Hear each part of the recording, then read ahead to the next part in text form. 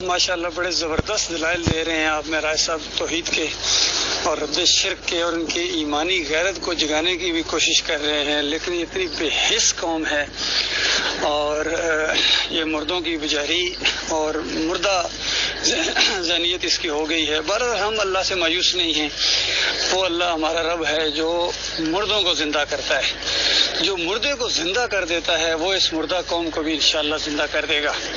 ये दावत जारी रखें और दलाइल तौहीद के इतने ज़्यादा हैं कि ये पूरी कायनात को दलाइल के तौर पर अल्लाह ताला ने पेश किया कि देखो, आंखें खोल कर देखो, जानवरों की तरह नहीं बल्कि आंखें खोल कर देखो, ये धूप का निज़ाम देखो, हवाओं का चलना देखो, बारिश का बरसना देखो, पहाड़ों को देखो, समुद्रों को देखो, ये कौन चला रहा है, कौन बना रहा है।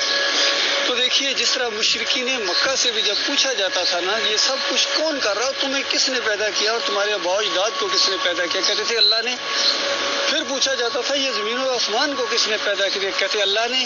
फिर एक बड़ी बात पूछी जाती, बताओ वो कौन है जो पनाह देता है और उसके मुकाबले में कोई पनाह नहीं दे सकता है, तो कहते थे ये तो फिर अल्लाह ही हो सकता है। तो आप गौर कीजिए, इतना अल्लाह को मानते थे, फिर भी काफिर हैं, फिर भी मुशरिक हैं। वजह क्या है कि वो ये नहीं जानते थे, ये नहीं समझने की कोशिश करते थे कि उसने अल्लाह ने तुम्हें क्यों पैदा किया है। जिस तरह भी आप इनको मिसालें दे रहे हैं कि आम को देखो, यानी लीची को देखो, ये फलों को देखो, तो ये सब से किसी कट्टर से कट्टर मुशरिक से पूछें, बरेलवी से पूछें, देवबंदी से पूछें, अहले हदीस से पूछें, यहूदी से पूछें, ईसाई से पूछें, सिख से पूछें, हिंदू से पूछें, ये किसने पैदा किया है, सब के सब का जवाब होगा ये ऊपर वाले ने, यानी अल्लाह ने पैदा किया है। कोई भी नहीं कहेगा हमारे किसी पीर ने पैदा किया। ये चीज तो ये समझते हैं, लेकिन उसने ये सब कुछ क्यों पैदा किया है, इस जवाब की ये इनकारी है। हवाएं क्यों चला रहा है, तुम्हें सुबह नाश्ता उसने कराया, लंच कराया उसने, डिनर, और फिर रात को नींद, और ये माशरा और माहौल और घर और ये सब कुछ जो तुम्हें अल्लाह ने दिया है और दिए जा रहा है, ये क्यों दिया है और क्यों दिए जा रहा है, ऐसे दिए जा रहा है। मियाँ मिट्ठू तुमसे पूछा जाएगा, एक दिन पूछा जाएगा, बता तेरा इलाह कौन था, तेरा माबूद कौन था। और उस अल्लाह के सारे एहसानात जो मेहरबान रहा, माँ से ज्यादा प्यार करने वाला, अंदाजा लगाइए, माँ से ज्यादा, माँ की ममता को पैदा कर के अल्लाह ने अपनी मोहब्बत का एहसास दिलाया कि देखो ये समझते हो तुम माँ कितनी मोहब्बत करती, इससे ज्यादा मैं तुमसे मोहब्बत करता हूँ, अंदाजा लगाइए। और तुम मेरे बंदे हो, मैं तुम्हें खिलाता हूँ पिलाता हूँ, लिहाजा बस इतनी सी मांग है कि मुझे दाता मान लो, हकीकत को मान, इस हकीकत को मान लो। लेकिन इस हकीकत को तुम जब जुटलाओगे, किसी और के सामने झुकोगे, किसी और के दाता दस्तगीर मुश्किल के शाह हाजत रवा कहोगे, फिर दुनिया के अंदर कोई ऐसी चीज नहीं हो सकती है, इतनी बड़ी नफरत नहीं हो सकती है, इतनी बड़ी सजा दुनिया के अंदर तसव्वुर करो नहीं हो सकती है, जितनी फिर तुम्हें अल्लाह से वो मिलेगी। अल्लाह से शदीद नफरत तुम्हें फिर मिलेगी अगर तुम शिर्क करोगे अल्लाह के साथ, तुम्हारे ऊपर लानतें पड़ेंगी। और याद रखना, फरिश्तों का ईमान अल्लाह के ऊपर ऐसा है कि जिससे अल्लाह नफरत करता है ना, फरिश्ते उससे नफरत करते हैं। जिस पर अल्लाह लानत भेजता है ना, फौरन फरिश्ते उसके ऊपर लानत भेजते हैं। और यही अंबिया का भी मामला होता है। कल क़यामत के दिन ये समझते हैं कि कहते हैं हम जन्नत में गुजरेंगे और मोहम्मद मुस्कुराते जाएंगे, फूल रहमत के गिरेंगे, हम उठाते जाएंगे। ओ बेईमानो, तुम वहां जन्नत में पहुंचोगे तो उस फूल को उठाना ना, तुम्हारा तो दाखिला ही वहां बंद है।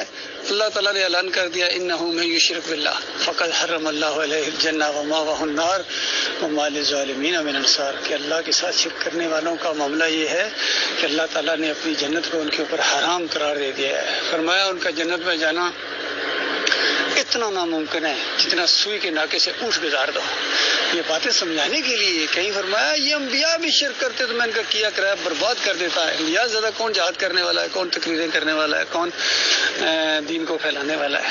तो ये समझाने के लिए कि क़यामत तक आपने किसी से मुतासर नहीं होना है। उसके अकीदे में अगर खराबी आ गई, साबित हो गई, अब वो बुजुर्ग नहीं रहे हैं, अब वो रहमतुल्लाह अलैह नहीं रहे हैं, उसका एक शिर्क अगर साबित हो गया, तो इनके तो 3-3 शिर्क साबित है, किसी के 5 शिर्क साबित है, किसी के 100, 20, 50 सब में शिर्क है, किसी में कम, किसी में ज्यादा,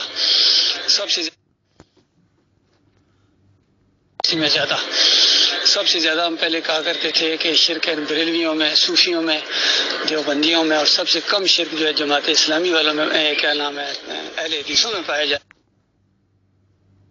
کیا نام ہے اہل حدیثوں میں پایا جاتا ہے کہ نبی علیہ السلام کی روح واپس آ جاتی ہے، صلاۃ والسلام پڑھو قبر کے اوپر اور دور سے پہنچایا جاتا ہے، یہ شرک ہے ان کے اندر. اور 99% اہل حدیثوں کا یہ بھی شرک تھا، تعویذ گنڈے کا شرک. بہت کم گنے چنے انگلیوں پر، ہاتھوں کی انگلیوں پر گننے کی تعداد کے برابر وہ ان کے علماء تھے جو تعویذ گنڈے کو شرک کہنا شروع ہو گئے تھے.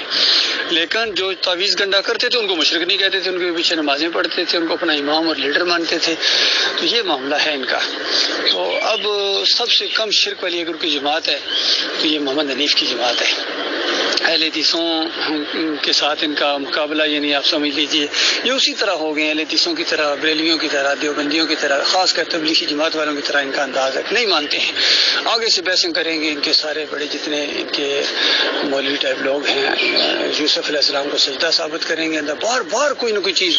میں ان کو جواب دیتا ہوں، ابھی بھی میں نے ان کے کسی کرندے کو جواب دیا، ان کے مرید کو، بار بار وہ یہی کہا، میں کہا تمہارے دماغ کے اندر شرک ہے، تم توحید سے نہیں واقف ہو، اس لیے بار بار یہ انداز ہے. اور اسی وجہ سے ڈاکٹر مسعود الدین عثمانی رحمۃ اللہ علیہ نے یہ فتویٰ دیا کہ جن کا عقیدہ خراب ہوتا ہے، جن کا ایمان صحیح نہیں ہوتا ہے، وہ اس طرح تفسیر کرتے ہیں، یعنی ادھر کوشش کرتے ہیں کہ یوسف علیہ السلام کو سجدہ ہوا. پہلے بے ایمان ہوتے ہیں، ان کا دماغ مشرکانہ ہوتا ہے، توحید سے نہیں واقف، اس وجہ سے اس طرح تفسیر کرتے ہیں.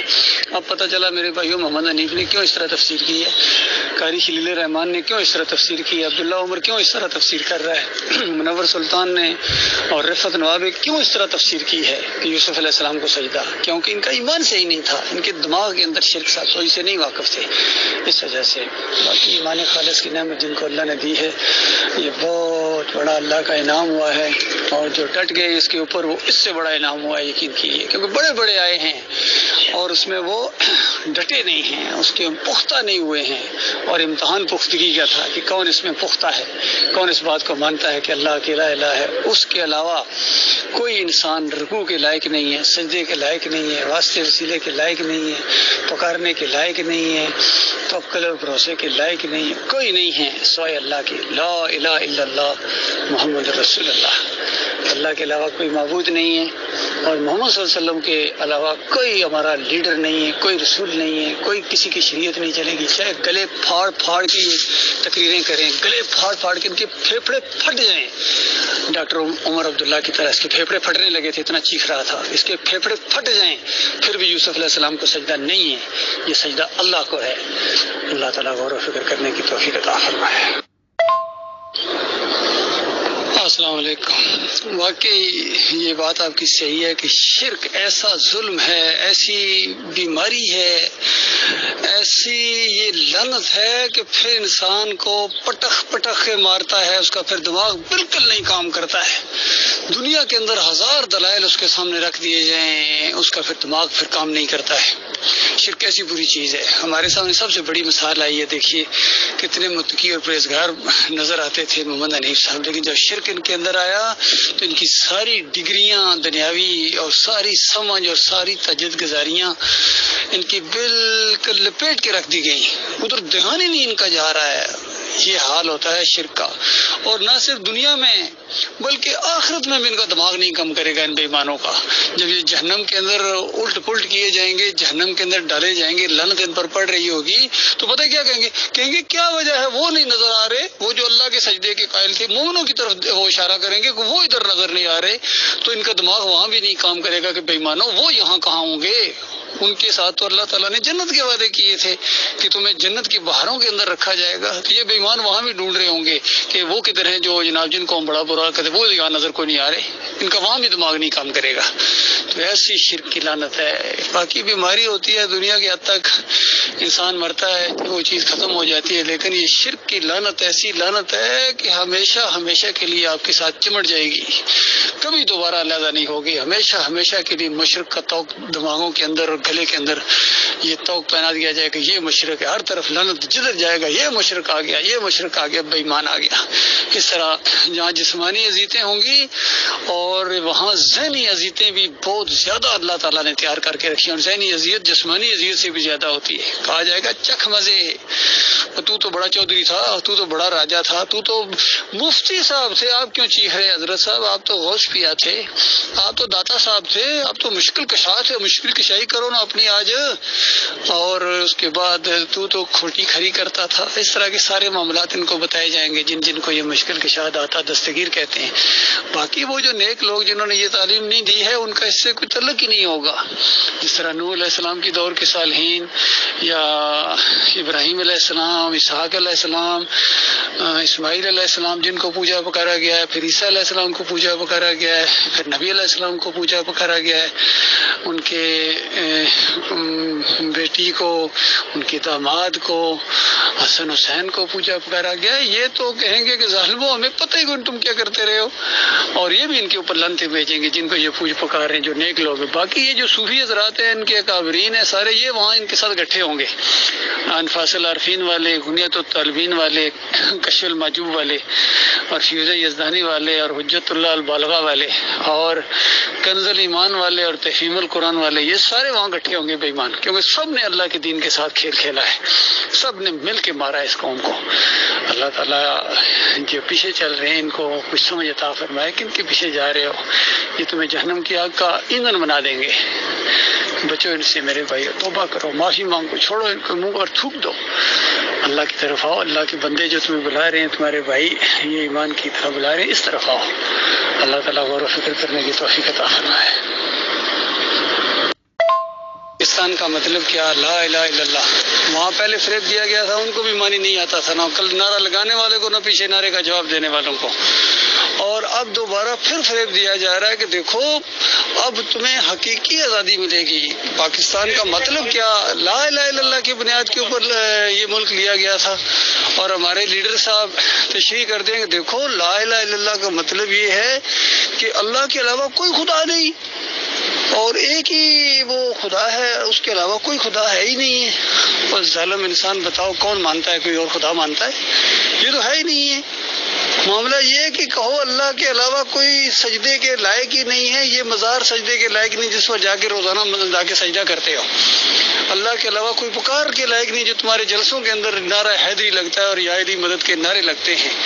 سب کچھ تمہارے، اور پھر اللہ کے علاوہ کوئی مددگار نہیں ہے، اور پھر تم خود اپنے بازو کے اوپر امام زامن بندواتے ہو. میں نے اپنی آنکھوں سے دیکھا، یا علی مدد کا پٹا وہ باندھ رہے تھے پوری ایک قوم، صرف اپنے ووٹ بینک کو مضبوط کرنے کے لیے. تم نے اللہ کو گالی دی، اور پھر ایاک نعبد و ایاک نستعین، یعنی کہنا یہ چاہ رہے ہو کہ یا اللہ جو میں تمہیں گالیاں دے رہا ہوں، تیرے دین کا مذاق اڑا رہا ہوں، میری مدد فرما. بتائیے یہ ان کا ہے ایاک نعبد و ایاک نستعین. ان کو ہوا نہیں لگی ہے کلمے کی، کلمے کا دشمن بنا دیا اس نے قوم پوری کو، ان کے اکابرین نے اور ان مولویوں اور پیروں نے مل کے، سب نے. تو ان کے سب کو خبر لی جائے گی، سب کو کہا جائے گا کہ بے ایمانو، دنیا میں تمہیں موقع بھی ملا تھا، تم سمجھدار لوگ تھے، لیکن تم دنیا دار تھے، تم اللہ کے دین کی طرف آنا ہی نہیں چاہتے تھے. اور یہ حقیقت ہے، یقین کیجیے ان مسلمانوں کی اکثریت کا حال یہ ہے، اور ہماری ملکی قوم کا یہ حالت ہے، ان میں سے اکثریت نہیں چاہتی ہے کہ دین اسلام آئے. یہ انہی پارٹیوں کو، انہی کے اندر رہ کے خوش رہتی ہیں، نعرے میں، ہلڑ بازی میں، اور یہ جلوسوں میں، جلسوں میں. یہ ان کا معاملہ ہے، اور اسی وجہ سے جیسی عوام ہوتی ہے ویسے ہی ان کے اوپر حکمران مسلط کیے جاتے ہیں. بد سے بدتر ان کے اوپر مسلط کیے جا رہے ہیں. یقین کیجیے اب چوروں ڈاکوؤں کو ان کے اوپر مسلط کر دیا اللہ تعالیٰ نے، جن کو یہ خود چور اور ڈاکو کہتے ہیں، ان کو ان کے اوپر مسلط کر دیا گیا. یہ اللہ کا عذاب ہے، اللہ کے عذاب کی قسم ہے. اور عذاب آتے ہیں نافرمانیوں کی وجہ سے، یاد رکھیے، اور عذاب ٹلتے ہیں توبہ استغفار سے. جب تک یہ قوم توبہ نہ کرے، شرک سے سب سے پہلے توبہ کرے. یہ یا اللہ، ہم جو آپ کو چھوڑ کر دوسروں کو داتا کہتے تھے، دستگیر کہتے ہیں، مشکل کشا کہتے رہے، حاجت روا کہتے رہے، چادریں چڑھاتے رہے، اور سر میلے کرتے رہے، اور جمہوریت کے مشرکانہ نظام کو تقویت دیتے رہے، یا اللہ ہمیں معاف کر دے. انہی فریب کاروں نے فریب دیا تھا. بے ایمان جو مر گئے وہ تو آگ میں چلے گئے، اور جو باقی رہ گئے ہیں وہ بالکل انتظار میں ہیں. توبہ کر لیں گے تو بچ جائیں گے، نہیں توبہ کریں گے تو خود بھگتیں گے. اب ہم کیا کر سکتے ہیں.